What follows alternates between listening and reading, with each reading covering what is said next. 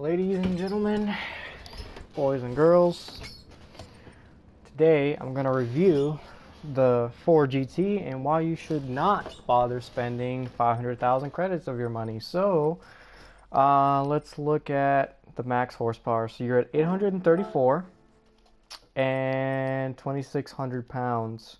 So in contrast, to give you an idea, you're at 836, so 2 more horsepower on the old GT, and the old GT is 100 pounds heavier. So essentially what that means is that this car is going to accelerate faster, also given the fact that it's a 7-speed transmission.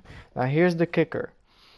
This Ford GT has about the same top speed as the GT40 1966, as well as the R32, to give you a better idea of how fast this car is. So it's terrible in other words. So you're telling me that the aerodynamics on the Ford GT are that much better that it slows it down by basically 30 horsepower? I mean that just doesn't make sense to me personally. I don't like it very much. The other thing I don't like about this car is the fact that it's kind of like a Veyron and all the other cars with the engine in the back, so you kind of have to stiffen up, the obvious setup, everything soft. I put the rebounds high, so it's a little softer on the bumps, and I didn't quite max out the rear spring, so it does give a little squat on launch, so it's not as slippery coming off the line.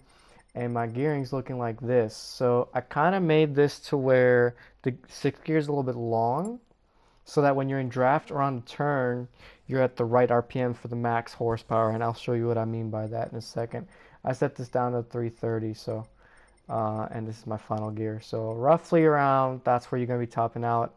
So 510 kilometers, or in around 290s. I'm sorry, not 290. Yeah, 290 I think is the top speed of this car, like 292 essentially. So let me show you. Let me try out the launch here.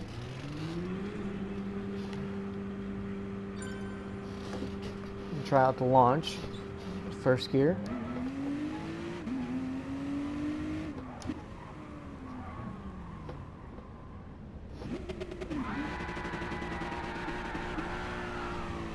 Still a little slippery, so let's try this. Oh yeah, and the wing goes up and down, by the way.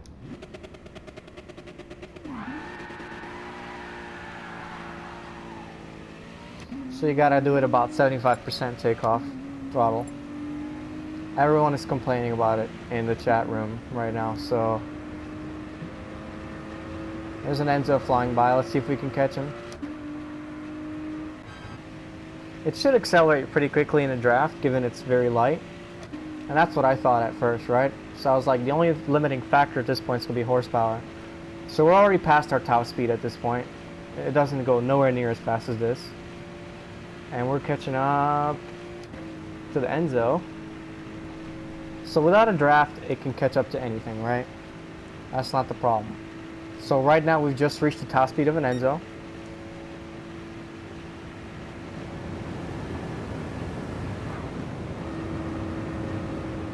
And there goes the Enzo. Bye, Enzo. It's gone. I mean, look how much I'm slowing down.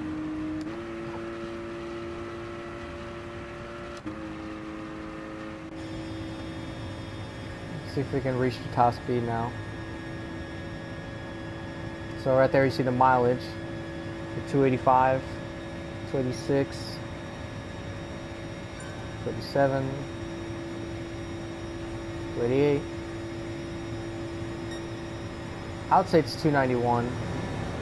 I'd say the perfect transmission setup is like a 291 max top speed, which is a problem because the average speed here with the drafts, with a big lobby of lots of cars, you're going to be reaching around 480 kilometers an hour, or roughly 310 on average. So I mean, it's all right. We're starting last. There's a GTR behind us, so if I get this launch right, we should be just a little bit slower than the R35, depending, assuming it's got a good launch tune. Oh, we're rolling start, so even better. Have a little bit of a better idea of acceleration of this car. So watch the R35 on the right. Enzo's obviously going to take off, especially the rolling start. So I'm a little bit faster than the R35.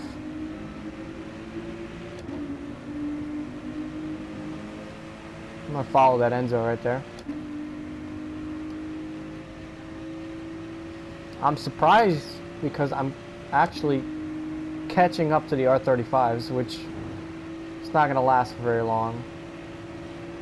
Right about now, the R35 should be starting to pass me.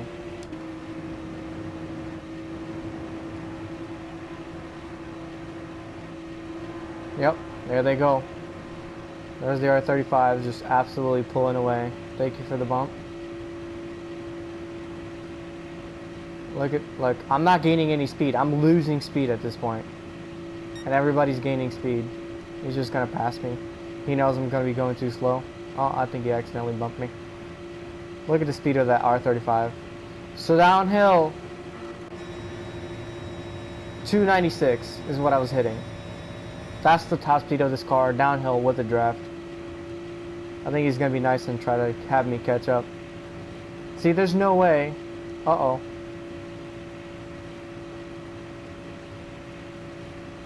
That's good because that wire out when it catches up is going to be helping me keep up by the end of this turn. Someone's mad.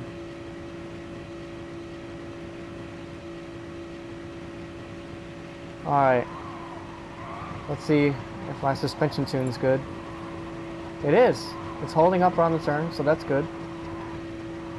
It's still, the front's still giving in downwards a little bit, so I'll have to adjust the front suspension a little bit. Maybe front spring a little bit stiffer, I don't know. But when that nose dives down and upsets the rear, that's why that sway bar at 2 comes in handy. But I'm using a steering wheel, so I'm automatically going to be steady. So look at this, we're doing 288. Everybody else ahead of us is just doing 295 plus. Everyone. The only reason why I'm going to catch up at all is if people keep crashing themselves.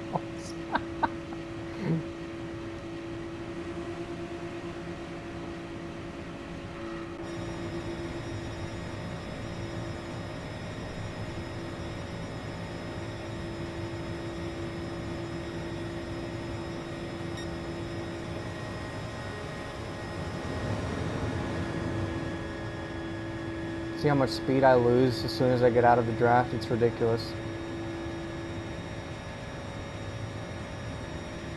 Now, I'm not saying my tune's perfect for the RPMs right now, but I've hit 291 with my other setup with the gear a little bit longer, so maybe that's the trick. Uh-oh.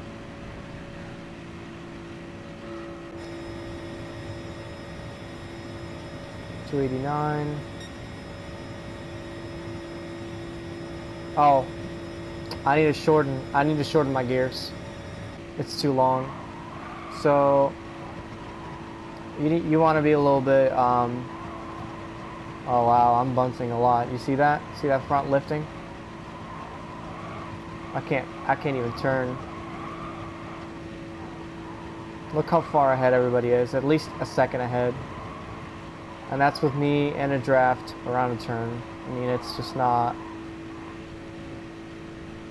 It's not going to work. I'll probably just stiffen up the rear a little bit. Coming in dead last. Dead last, baby. So 2 seconds after like a 406. So this car is essentially never going to win. Ever. It's literally got no chance. Zero. It's never going to win. It's always going to be last in this situation. So to fix my top speed, to make it a little bit faster,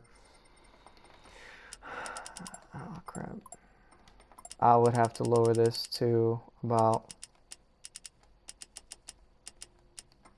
that point right there.